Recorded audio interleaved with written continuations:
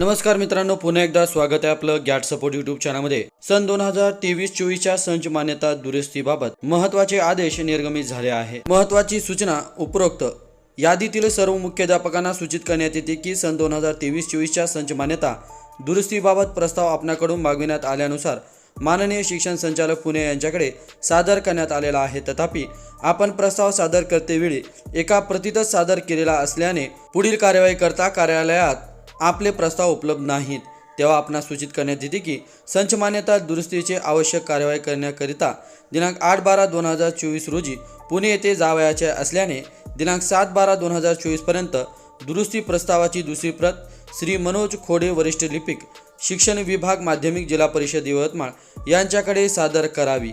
दिनांक 7/12/2024 पर्यंत प्रस्तावाची दुसरी प्रत प्राप्त झाल्यास दुरुस्तीची कार्यवाही करण्यात येईल। त्यानंतरच्या कोणत्याही प्रस्तावाचा विचार केला जाणार नाही याची कृपया नोंद घ्यावी।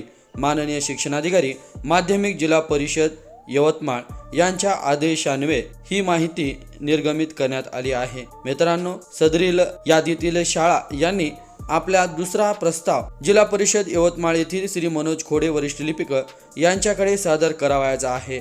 मित्रांनो, ज्या शाळांची सन 2023-24ची संच मान्यता नादुरुस्त आहे आणि दुरुस्तीसाठी टाकण्यात आलेली आहे अशा शाळांची यादी यासोबत देण्यात आलेली आहे। सदरील यादीतील शाळांनी दिनांक 7/12/2024 पर्यंत संच मान्यता दुरुस्तीचा दुसरा प्रस्ताव जिल्हा परिषद यवतमाळ यांच्याकडे तात्काळ सादर करावा।